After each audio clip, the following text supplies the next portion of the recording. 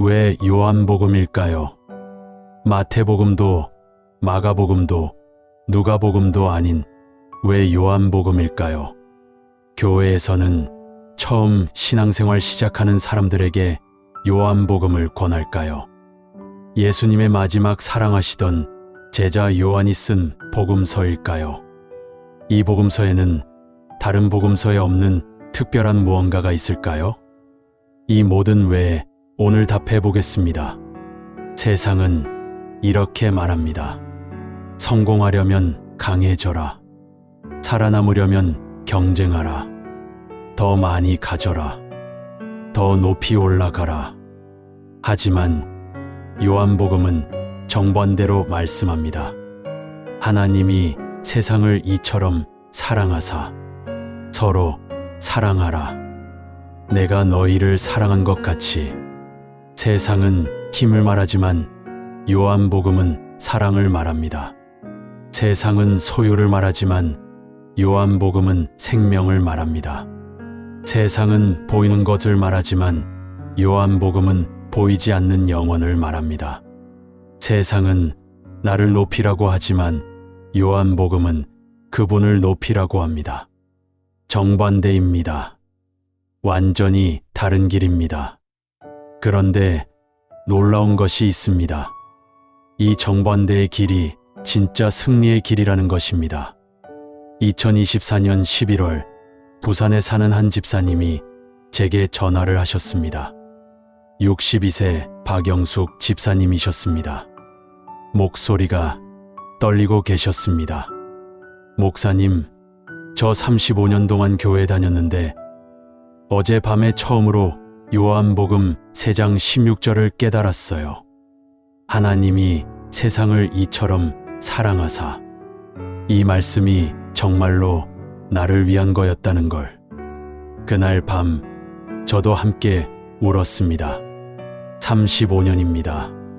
35년 동안 읽었던 말씀이 그날 밤 처음으로 마음에 들어온 것입니다. 요한복음은 그런 책입니다.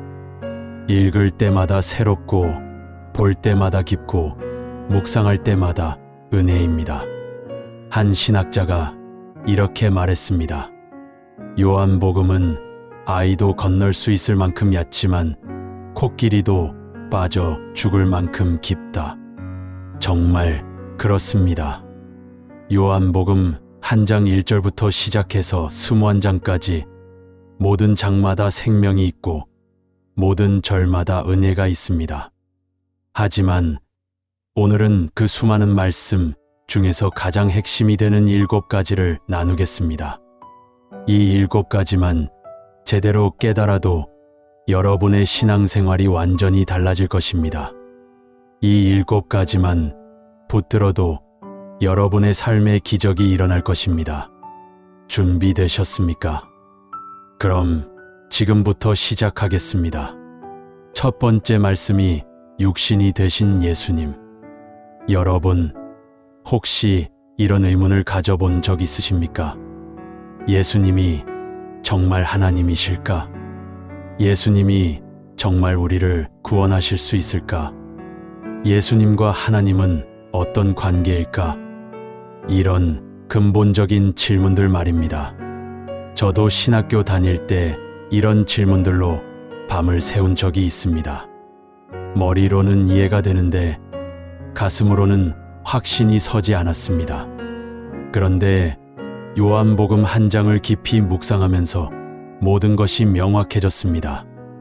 요한복음 한 장 1절에서 14절까지 이렇게 기록되어 있습니다. 태초에 말씀이 계시니라. 이 말씀이 하나님과 함께 계셨으니 이 말씀은 곧 하나님이시니라. 그가 태초에 하나님과 함께 계셨고 만물이 그로 말미암아 지은 바 되었으니 지은 것이 하나도 그가 없이는 된 것이 없느니라. 그 안에 생명이 있었으니 이 생명은 사람들의 빛이라. 말씀이 육신이 되어 우리 가운데 거하심에 우리가 그의 영광을 보니 아버지의 독생자의 영광이요 은혜와 진리가 충만하더라. 이 말씀을 이해하려면 먼저 말씀이 무엇인지 알아야 합니다. 헬라어로 로고스입니다. 단순히 언어나 대화를 뜻하는 것이 아닙니다. 우주를 창조하신 하나님의 창조적 능력, 하나님의 본질 자체를 의미합니다. 요한은 이 말씀이 태초부터 하나님과 함께 계셨고 이 말씀이 곧 하나님이시라고 선포합니다. 그리고 14절에서 놀라운 선언을 합니다. 말씀이 육신이 되어 우리 가운데 거하심에 하늘에 계신 영원하신 하나님이 우리와 같은 육신을 입고 이 땅에 오신 것입니다. 이것이 성육신의 신비입니다. 그렇다면 이것이 우리에게 무슨 의미일까요? 첫째, 예수님은 단순한 선지자나 위대한 스승이 아니라 하나님 자신이십니다. 둘째, 예수님을 믿는 것은 곧 하나님을 믿는 것입니다. 셋째, 예수님의 말씀은 곧 하나님의 말씀입니다. 넷째, 예수님 안에 있는 생명은 곧 하나님의 생명입니다. 이것을 깨달으면 모든 것이 달라집니다. 2024년 3월 대구에 사는 한 청년이 있었습니다. 28세 김준호 집사였습니다. 대학원을 졸업하고 취업을 준비하고 있었는데 계속 떨어졌습니다. 6개월 동안 30군데 넘게 지원했지만 모두 불합격이었습니다. 자존감이 바닥으로 떨어졌습니다. 나는 쓸모없는 사람이야. 나는 아무것도 할 수 없어. 이런 생각들이 머릿속을 가득 채웠습니다. 교회도 나가기 싫었습니다. 하나님도 원망스러웠습니다. 하나님, 제가 뭘 잘못했기에 이렇게 힘들게 하십니까? 그러던 어느 날 새벽 기도회에서 요한복음 한 장 말씀을 들었습니다. 말씀이 육신이 되어 우리 가운데 거하심에 순간 마음에 빛이 비치기 시작했습니다. 하나님이 나와 함께 계시는구나. 예수님이 나와 같은 육신을 입고 이 땅에 오셨구나. 그날부터 준호 집사는 매일 아침 요한복음 한 장을 읽기 시작했습니다. 한 달이 지났습니다. 아직도 취업은 안 됐지만 마음이 달라졌습니다. 불안과 초조함 대신 평안과 확신이 찾아왔습니다. 2달째 한 회사에서 면접 기회가 왔습니다. 예전 같았으면 떨렸을 텐데 이번엔 달랐습니다. 하나님이 나와 함께 계시니까 두려워할 이유가 없지. 면접을 보는 내내 마음이 평안했습니다. 결과는 합격이었습니다. 준호 집사는 지금도 매일 아침 요한복음 한 장을 읽습니다. 그리고 이렇게 고백합니다. 예수님이 하나님이시라는 것을 깨닫는 순간 모든 두려움이 사라졌어요. 하나님이 나와 함께 계시는데 무엇을 두려워하겠습니까? 사랑하는 여러분, 지금 저와 함께 이렇게 기도해 보시겠습니까? 하나님 아버지, 말씀이 육신이 되어 우리 가운데 오신 예수님을 감사합니다. 예수님이 단순한 스승이 아니라 하나님 자신이심을 고백합니다. 태초부터 계셨던 말씀이 지금 내 안에 살아계심을 믿습니다. 예수님의 생명이 곧 나의 생명이 되게 하시고 예수님의 빛이 곧 나의 빛이 되게 하소서. 오늘도 말씀이신 예수님과 함께 살아가게 하소서. 예수님의 이름으로 기도합니다. 아멘. 이것이 요한복음의 첫 번째 핵심입니다. 예수님은 하나님이십니다. 이것을 믿으면 모든 것이 가능합니다. 2번째, 하나님의 사랑과 구원. 이제 2번째 핵심으로 넘어가겠습니다. 혹시 여러분 중에 이런 생각을 해본 적 있으십니까? 나 같은 사람도 구원받을 수 있을까? 내가 너무 많은 죄를 지었는데 하나님이 나를 용서하실까? 나는 자격이 없는데. 이런 생각들 말입니다. 많은 성도들이 이런 고민을 합니다. 자신의 과거 때문에 현재의 연약함 때문에, 미래의 불확실성 때문에 구원을 확신하지 못합니다. 그런데 요한복음 3장 16절은 이 모든 의심을 단번에 해결해 줍니다. 하나님이 세상을 이처럼 사랑하사 독생자를 주셨으니 이는 그를 믿는 자마다 멸망하지 않고 영생을 얻게 하려 하심이라. 이 한 구절 안에 복음의 모든 것이 들어 있습니다. 먼저 하나님으로 시작합니다. 구원의 시작은 우리가 아니라 하나님입니다. 우리가 하나님을 찾은 것이 아니라 하나님이 우리를 찾으신 것입니다. 세상을 이라고 했습니다. 특정한 사람이 아니라 온 세상입니다. 부자나 가난한 자, 지혜로운 자나 어리석은 자, 의로운 자나 죄인 모두를 포함합니다. 이처럼 사랑하사라고 했습니다. 헬라어로 우토스 에가페센입니다. 이처럼, 이렇게, 이 정도로라는 뜻입니다. 측량할 수 없는 사랑, 표현할 수 없는 사랑, 이해할 수 없는 사랑입니다. 독생자를 주셨으니라고 했습니다. 하나님이 가장 사랑하시는 외아들을 주신 것입니다. 이것이 사랑의 증거입니다. 믿는 자마다라고 했습니다. 조건이 하나뿐입니다. 믿기만 하면 됩니다. 멸망하지 않고 영생을 얻게라고 했습니다. 이것이 결과입니다. 멸망 대신 영생, 죽음 대신 생명, 저주 대신 축복입니다. 2024년 9월 서울 은평구에 사는 한 권사님을 만났습니다. 67세 정미선 권사님이었습니다. 권사님은 30년 넘게 교회를 다녔지만 늘 구원을 확신하지 못했습니다. 목사님, 저 같은 사람도 정말 천국 갈 수 있을까요? 저는 아직도 화를 내고 남을 미워하고 시기하는데 저는 자격이 없는 것 같아요.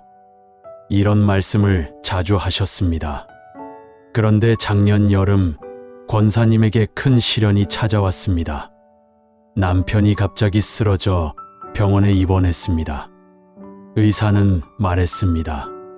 각오하셔야 할 것 같습니다. 권사님은 무너졌습니다. 매일 밤 병실에서 울며 기도했습니다. 그날 밤 성경을 펼쳤는데 요한복음 3장 16절이었습니다. 하나님이 세상을 이처럼 사랑하사. 평생 수백 번 읽었던 말씀인데 그날 밤은 달랐습니다. 마치 하나님이 직접 말씀하시는 것 같았습니다. 미선아, 너를 이처럼 사랑한다. 눈물이 쏟아졌습니다. 아, 하나님이 정말 나를 사랑하시는구나. 내가 자격이 있어서가 아니라 하나님이 사랑하셔서 구원하시는구나. 그날 밤 권사님은 처음으로 구원을 확신했습니다. 3일 후 남편의 상태가 호전되기 시작했습니다.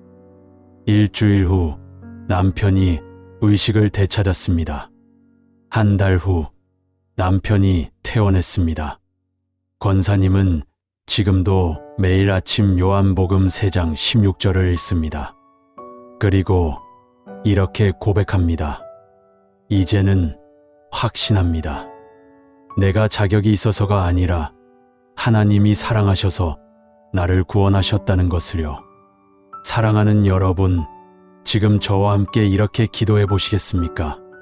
사랑의 하나님 아버지, 세상을 이처럼 사랑하사 독생자를 주신 은혜를 감사합니다. 내가 자격이 있어서가 아니라 주님이 사랑하셔서 나를 구원하심을 고백합니다. 예수님을 믿는 자마다 멸망하지 않고 영생을 얻는다는 약속을 붙듭니다. 나는 예수님을 믿습니다. 그러므로 나는 영생을 얻었습니다. 이 확신 가운데 오늘도 살아가게 하소서. 예수님의 이름으로 기도합니다. 아멘. 여러분, 이것을 기억하십시오.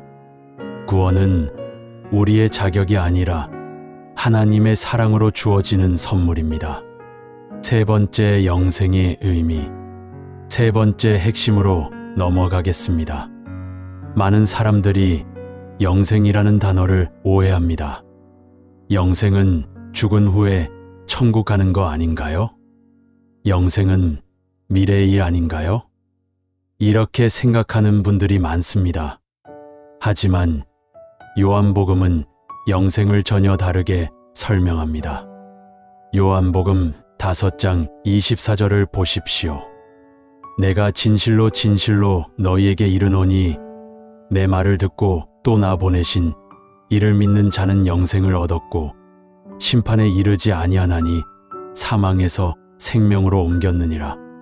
주목하십시오. 영생을 얻을 것이다가 아니라 영생을 얻었고입니다. 과거형입니다. 이미 받은 것입니다. 또 요한복음 10장 10절을 보십시오.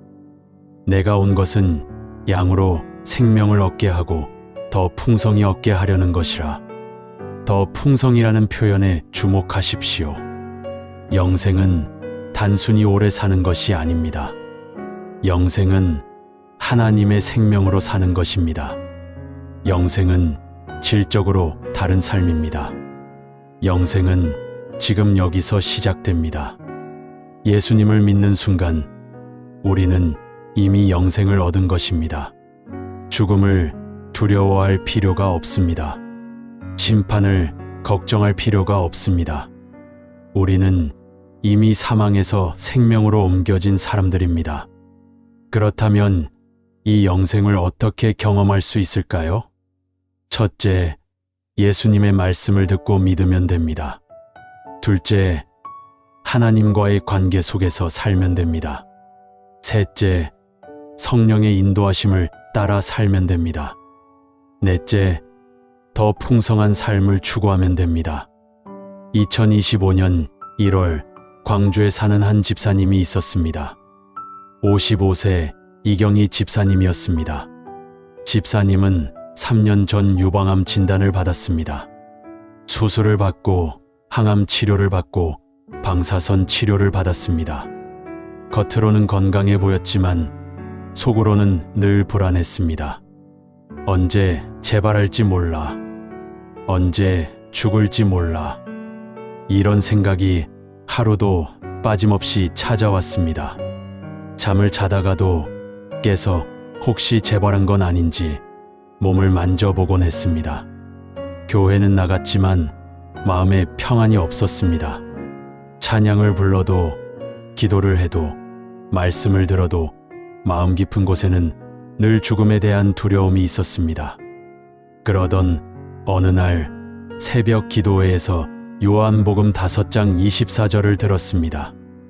내 말을 듣고 또 나 보내신 이를 믿는 자는 영생을 얻었고 심판에 이르지 아니하나니 사망에서 생명으로 옮겼느니라. 목사님이 설교하셨습니다. 여러분은 이미 영생을 얻었습니다. 미래가 아니라 지금입니다. 순간 집사님의 마음에 빛이 비쳤습니다.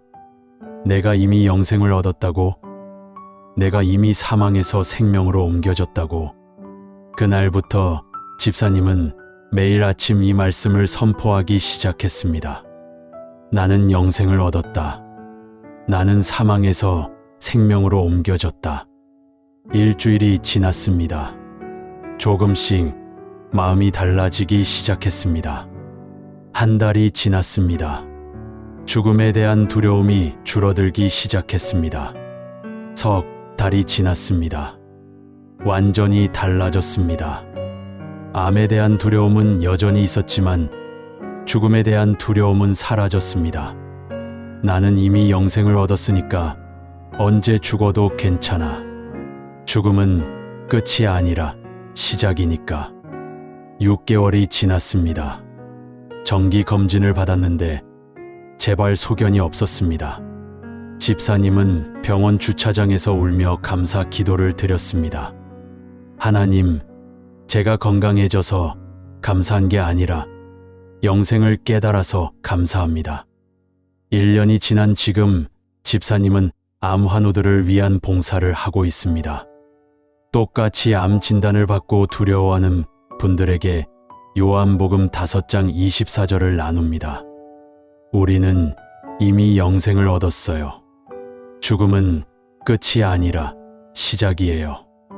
집사님은 이렇게 고백합니다. 암은 제 육신을 아프게 했지만 요한복음은 제 영혼을 살렸어요. 사랑하는 여러분, 지금 저와 함께 이렇게 기도해 보시겠습니까? 영생의 주님, 예수님의 말씀을 듣고 하나님을 믿는 저는 이미 영생을 얻었음을 고백합니다. 심판에 이르지 아니하고 사망에서 생명으로 옮겨진 자임을 선포합니다. 죽음을 두려워하지 않게 하시고 더 풍성한 생명으로 살아가게 하소서. 영생의 확신 가운데 오늘도 담대히 살아가게 하소서. 예수님의 이름으로 기도합니다. 아멘. 여러분, 이것을 기억하십시오. 영생은 미래가 아니라 현재입니다. 네 번째, 생명의 떡이신 예수님. 네 번째 핵심으로 넘어가겠습니다. 우리는 매일 먹습니다. 아침, 점심, 저녁, 하루에 3번 식사를 합니다. 왜 먹을까요? 배가 고프니까요? 맞습니다. 하지만 더 근본적인 이유가 있습니다. 먹지 않으면 죽기 때문입니다. 육신의 생명을 유지하려면 음식이 필요합니다. 그렇다면 영혼의 생명은 어떨까요? 영혼도 먹어야 합니다. 영혼의 양식이 필요합니다. 요한복음 6장 35절을 보십시오. 예수께서 이르시되 나는 생명의 떡이니 내게 오는 자는 결코 줄이지 아니할 터이요 나를 믿는 자는 영원히 목마르지 아니하리라. 예수님이 자신을 생명의 떡이라고 선언하십니다. 이것은 놀라운 선언입니다. 떡은 생명을 유지하는 기본 식량입니다. 떡 없이는 살 수 없습니다. 예수님은 우리 영혼의 생명을 유지하는 필수 양식이십니다. 예수님 없이는 영적으로 살 수 없습니다. 이 말씀의 배경을 보면 이스라엘 백성들이 광야에서 만나를 먹었던 사건이 나옵니다. 만나는 하늘에서 내려온 떡이었습니다. 매일 아침 이슬처럼 내렸습니다. 먹으면 배가 불렀지만 다음 날이 되면 또 배가 고팠습니다. 하지만 예수님은 다르십니다. 예수님은 한 번 먹으면 영원히 줄이지 않는 떡입니다. 예수님을 믿으면 영원히 목마르지 않습니다. 그렇다면 우리는 어떻게 예수님을 먹을 수 있을까요? 첫째, 예수님의 말씀을 읽고 묵상하는 것입니다. 둘째, 예수님을 믿고 의지하는 것입니다. 셋째, 매일 예수님과 교제하는 것입니다. 넷째, 성찬을 통해 예수님을 기억하는 것입니다. 2024년 5월 인천에 사는 한 청년이 있었습니다. 32세 최승호 집사였습니다. IT 회사에 다니는 개발자였는데 일이 너무 바빴습니다. 아침 9시에 출근해서 밤 11시에 퇴근했습니다. 주말에도 일을 했습니다. 몸은 피곤했지만 더 큰 문제는 마음이 메말라가는 것이었습니다.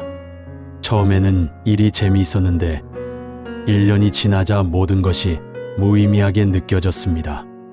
도대체 내가 왜 사는 거지? 이게 다야?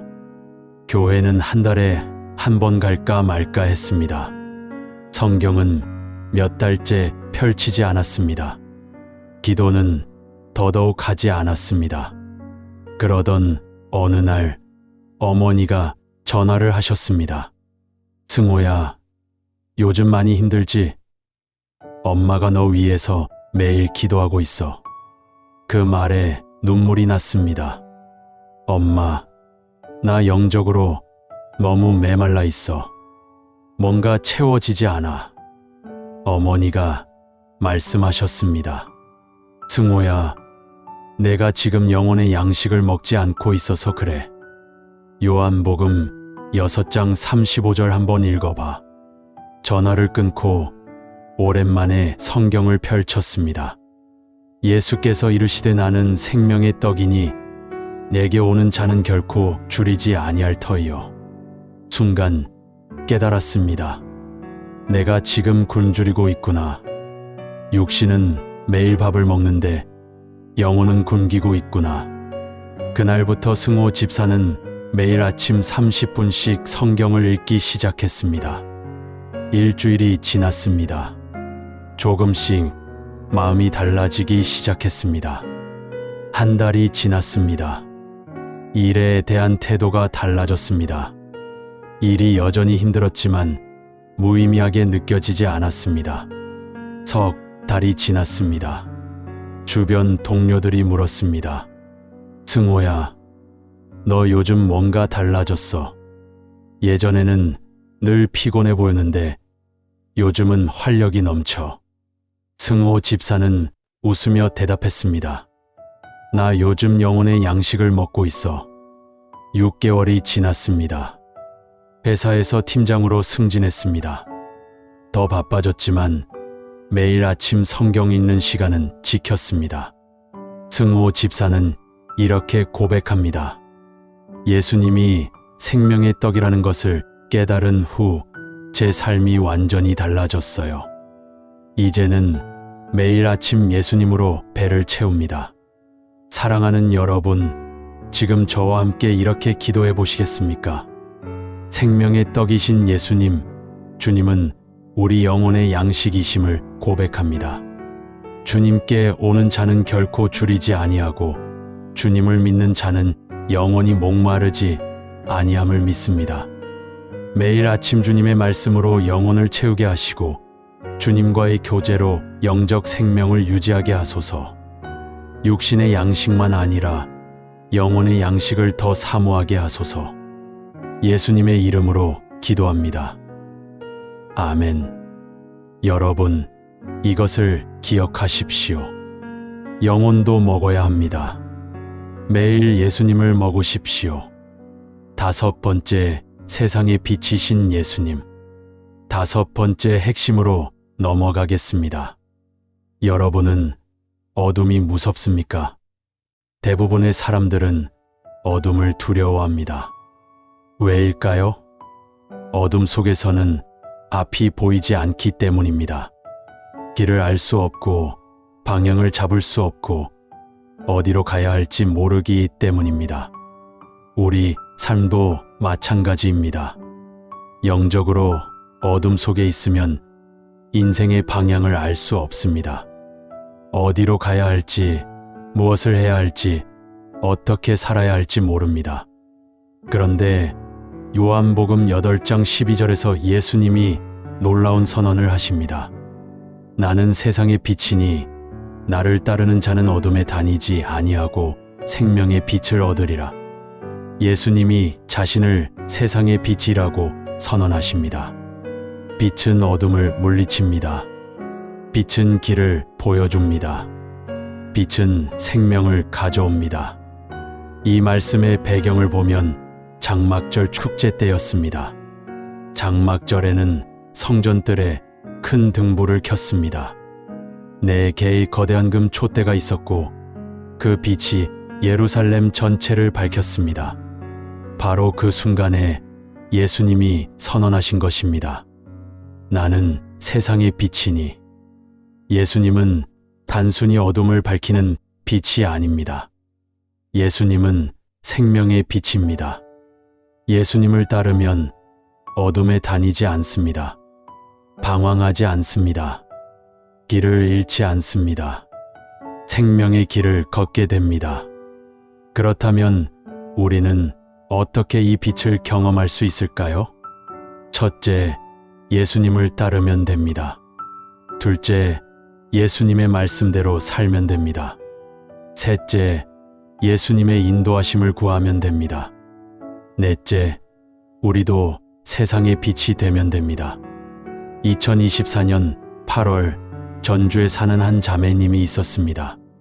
45세 김은영 집사님이었습니다.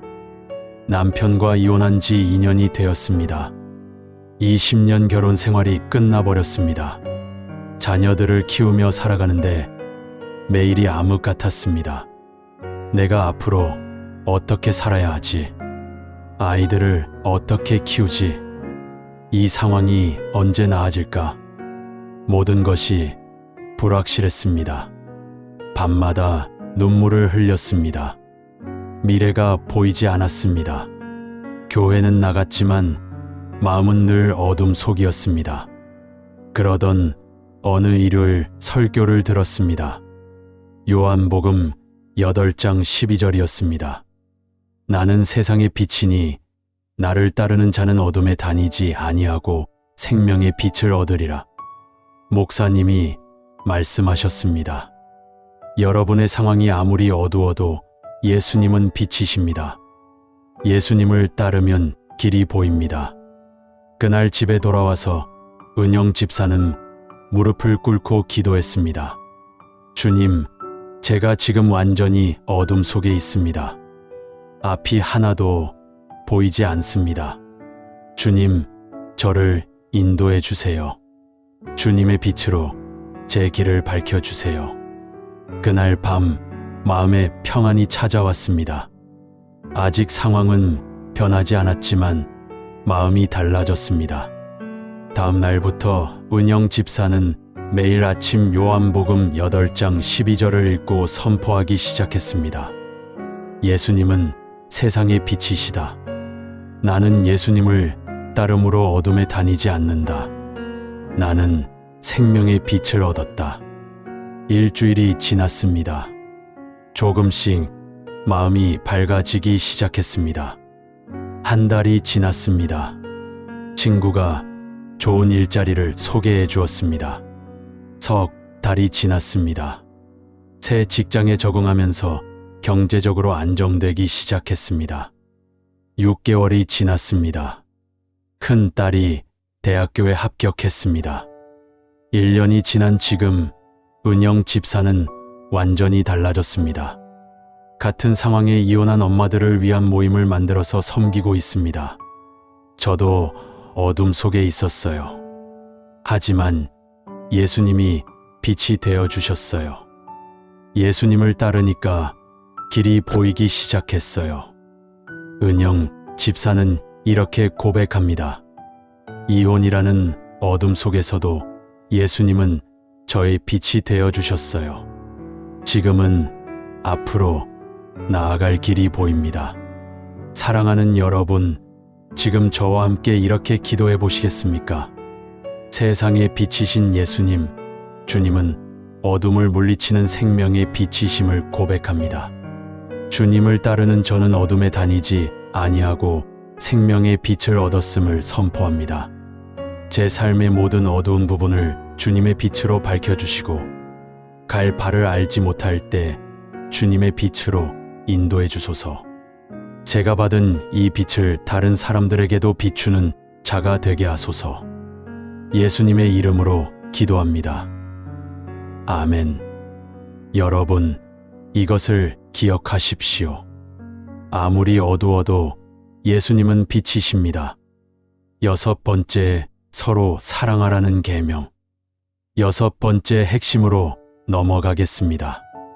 예수님이 십자가에 달리시기 전날 밤 제자들과 마지막 식사를 하셨습니다. 그 자리에서 예수님은 제자들의 발을 씻겨 주셨습니다. 그리고 새 계명을 주셨습니다. 요한복음 13장 34절에서 35절을 보십시오. 새 계명을 너희에게 주노니 서로 사랑하라. 내가 너희를 사랑한 것 같이 너희도 서로 사랑하라. 너희가 서로 사랑하면 이로써 모든 사람이 너희가 내 제자인 줄 알리라. 또 요한복음 15장 12절을 보십시오. 내 계명은 곧 내가 너희를 사랑한 것 같이 너희도 서로 사랑하라 하는 이것이니라. 서로 사랑하라. 간단한 명령입니다. 하지만 실천하기는 쉽지 않습니다. 왜일까요? 사람을 사랑하는 것이 어렵기 때문입니다. 특히 나를 미워하는 사람, 나를 상처 입힌 사람, 나와 다른 사람을 사랑하는 것은 더욱 어렵습니다. 그런데 예수님은 내가 너희를 사랑한 것 같이라고 말씀하십니다. 예수님이 우리를 사랑하신 방법은 무엇이었습니까? 첫째, 우리가 죄인일 때 사랑하셨습니다. 둘째, 우리를 위해 자신을 희생하셨습니다. 셋째, 끝까지 사랑하셨습니다. 넷째, 조건 없이 사랑하셨습니다. 이것이 예수님의 사랑입니다. 그리고 예수님은 우리도 그렇게 서로 사랑하라고 명령하십니다. 이것이 제자의 표입니다.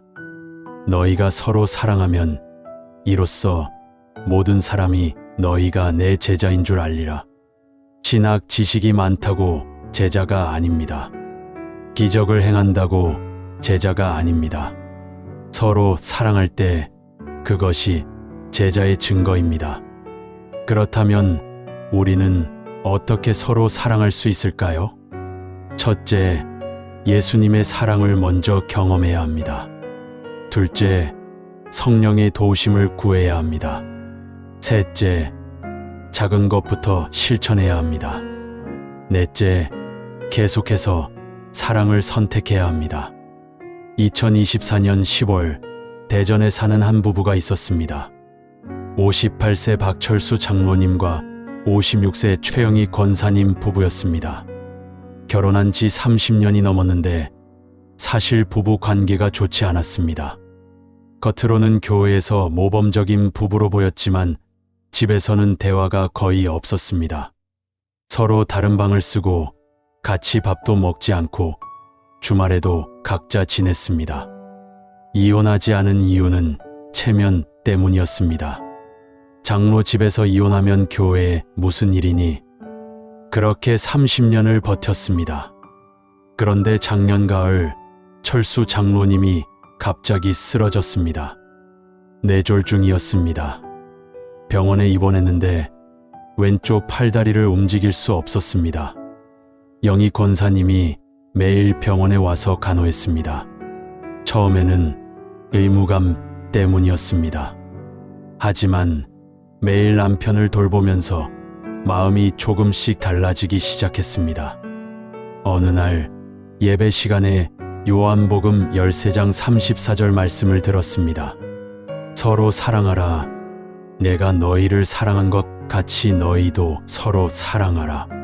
순간 마음이 찔렸습니다. 나는 30년 동안 남편을 사랑하지 않았구나. 예수님은 나를 조건 없이 사랑하셨는데 나는 남편에게 조건을 달았구나. 그날 밤 권사님은 병실에서 남편의 손을 잡고 울었습니다. 여보, 미안해요. 30년 동안 당신을 사랑하지 않았어요. 이제부터 당신을 사랑하고 싶어요. 철수 장로님도 눈물을 흘렸습니다. 나도 미안해. 나도 당신을 사랑하지 않았어. 그날부터 부부의 관계가 달라지기 시작했습니다. 영희 권사님은 매일 남편을 위해 기도했습니다. 철수 장로님은 재활 치료를 열심히 받았습니다. 3개월 후 장로님이 퇴원했습니다. 아직 왼쪽 팔다리가 완전히 회복되지는 않았지만 일상생활은 할 수 있게 되었습니다. 집에 돌아와서도 부부는 계속 서로 사랑하기로 결심했습니다. 매일 아침 함께 기도하고 함께 식사하고 함께 산책했습니다.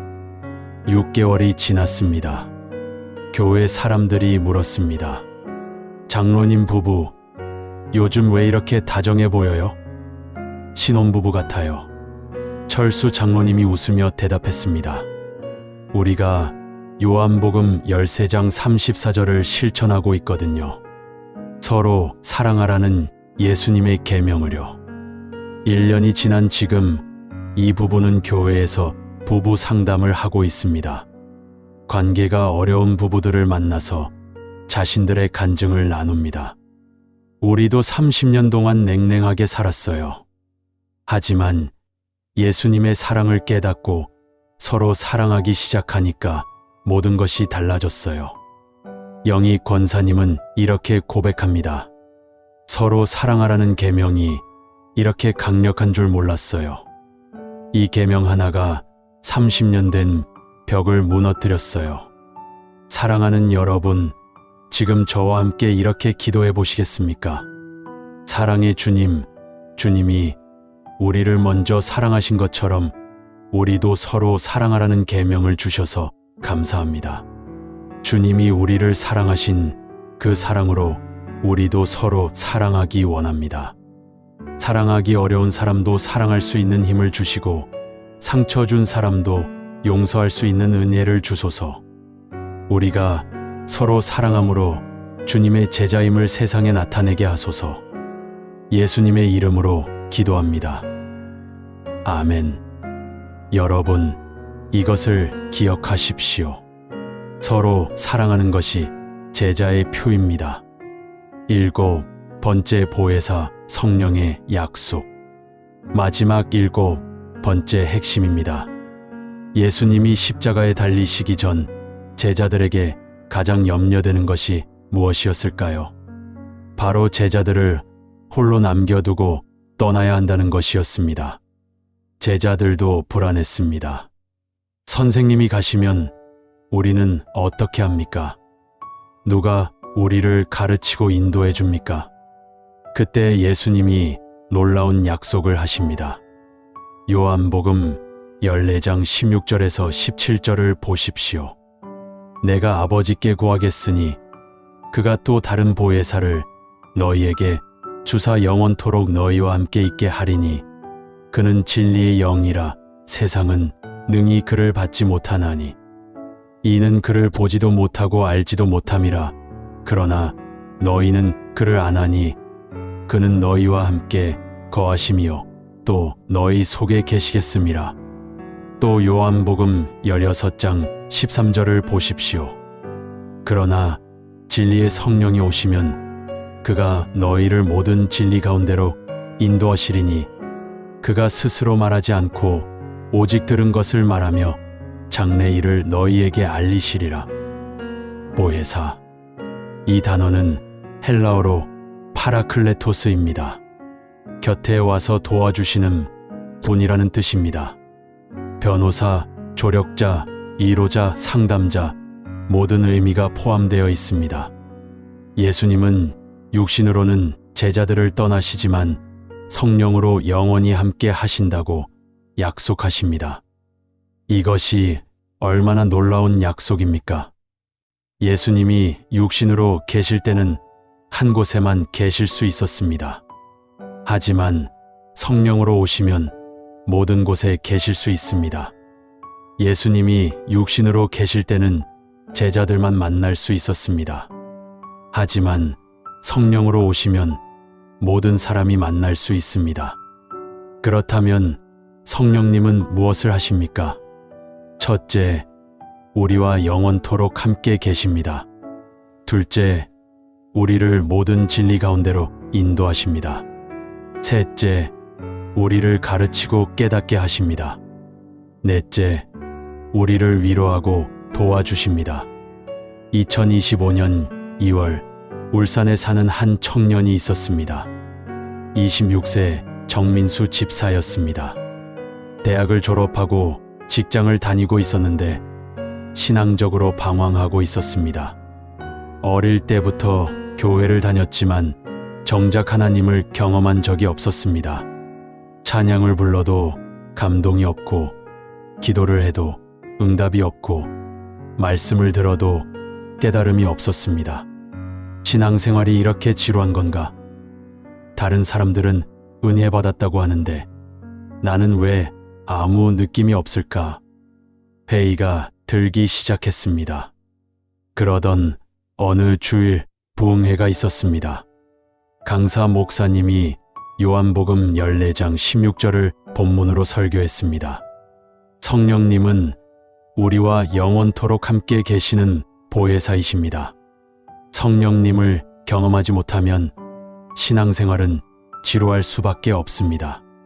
설교 후 기도 시간에 민수 집사는 간절히 기도했습니다. 하나님, 제가 성령님을 경험하고 싶습니다. 저에게도 성령님을 보내주세요. 그날 밤 집에 돌아와서도 계속 기도했습니다. 1시간, 2시간, 3시간, 밤 12시가 넘어서도 기도했습니다. 그때였습니다. 갑자기 마음에 따뜻함이 밀려왔습니다. 눈물이 쏟아졌습니다. 말로 표현할 수 없는 평안과 기쁨이 찾아왔습니다. 아, 이것이 성령님의 임재구나. 그날 밤 민수 집사는 처음으로 하나님을 경험했습니다. 다음 날부터 모든 것이 달라졌습니다. 성경을 읽으면 말씀이 살아서 다가왔습니다. 기도를 하면 하나님과 대화하는 느낌이 들었습니다. 찬양을 부르면 감동이 밀려왔습니다. 일주일 후 교회 친구들이 물었습니다. 민수야, 너 요즘 뭔가 달라졌어. 눈빛이 다르고 얼굴에서 빛이 나. 민수 집사는 웃으며 대답했습니다. 나 성령님을 경험했어. 정말 놀라워. 한 달이 지났습니다. 민수 집사는 새벽 기도회에 나가기 시작했습니다. 석 달이 지났습니다. 청년부 리더로 섬기기 시작했습니다. 6개월이 지났습니다. 직장에서도 변화가 일어났습니다. 상사가 말했습니다. 민수 씨, 요즘 일하는 태도가 정말 좋아요. 무슨 일이 있었어요? 민수 집사는 조심스럽게 대답했습니다. 제가 신앙생활을 다시 시작했거든요.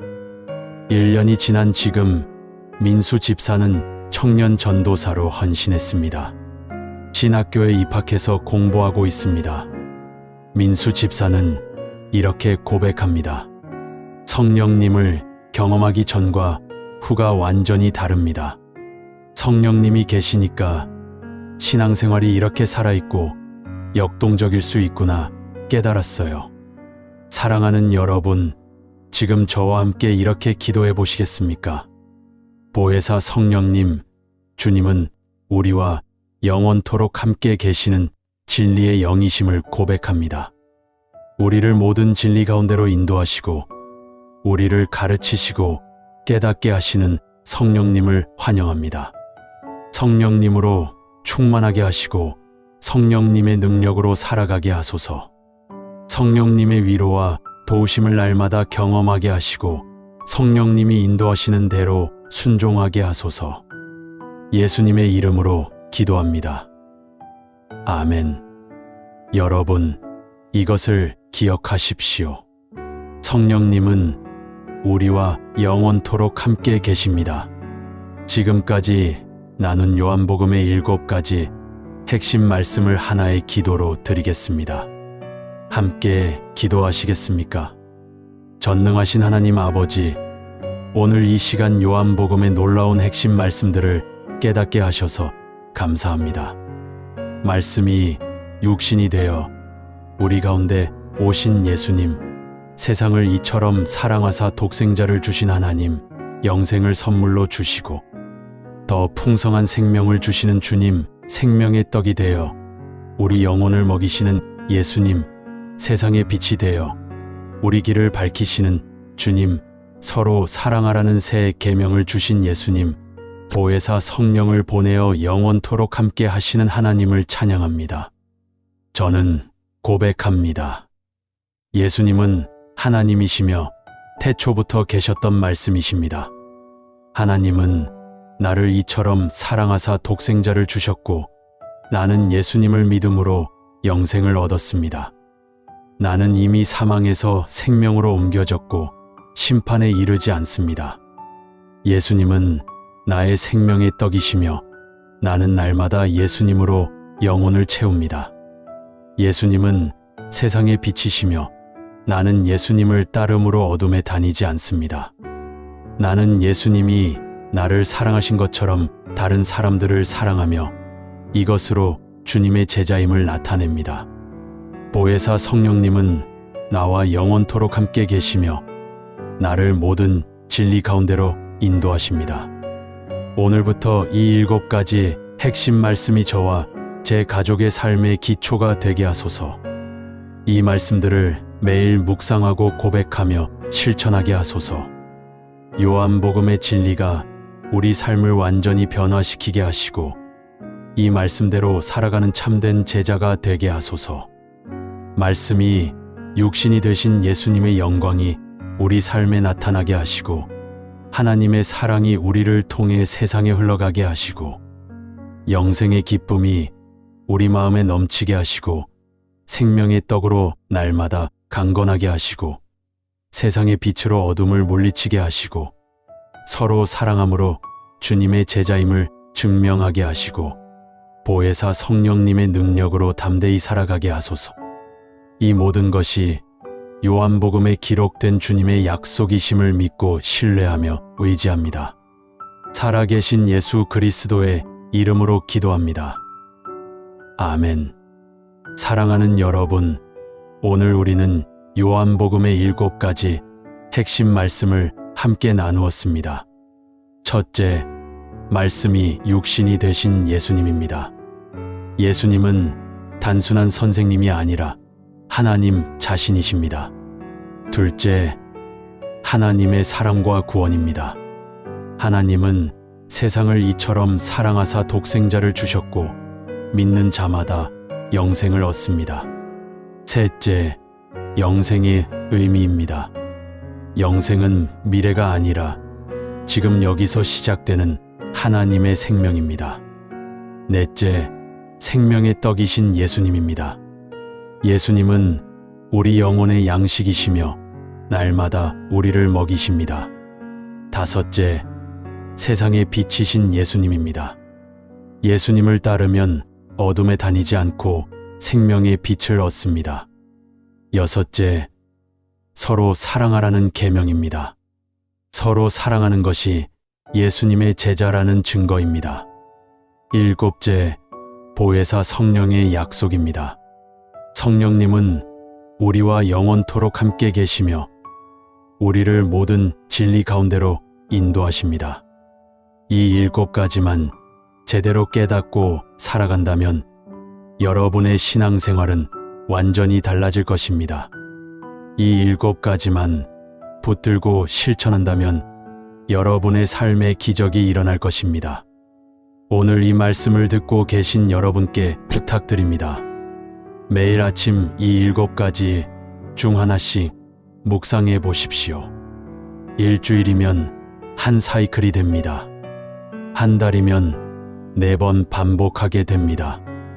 1년이면 52번 반복하게 됩니다. 그렇게 하면 이 말씀들이 여러분의 마음에 새겨질 것입니다. 여러분의 삶이 변화될 것입니다. 여러분의 가정이 회복될 것입니다. 여러분의 교회가 부흥할 것입니다. 오늘 이 영상이 도움이 되셨다면 좋아요 버튼을 눌러주시고 구독과 알림 설정도 부탁드립니다. 댓글로 여러분의 은혜 받은 간증도 나눠주세요. 저는 7가지 중 몇 번째 말씀이 가장 마음에 와 닿았어요. 이렇게 나눠주시면 저도 큰 힘이 됩니다. 그리고 이 영상이 필요한 다른 분들에게도 공유해 주세요. 한 사람이라도 더 요한복음의 진리를 깨닫고 변화되기를 소망합니다. 사랑하는 여러분, 요한복음은 읽을 때마다 새롭고 볼 때마다 깊고 묵상할 때마다 은혜입니다. 아이도 건널 수 있을 만큼 얕지만 코끼리도 빠져 죽을 만큼 깊습니다. 평생 묵상해도 다 깨닫지 못할 보화입니다. 오늘 나눈 7가지가 여러분의 신앙생활의 견고한 기초가 되기를 축복합니다. 이 말씀들이 여러분의 삶을 인도하는 등불이 되기를 축복합니다.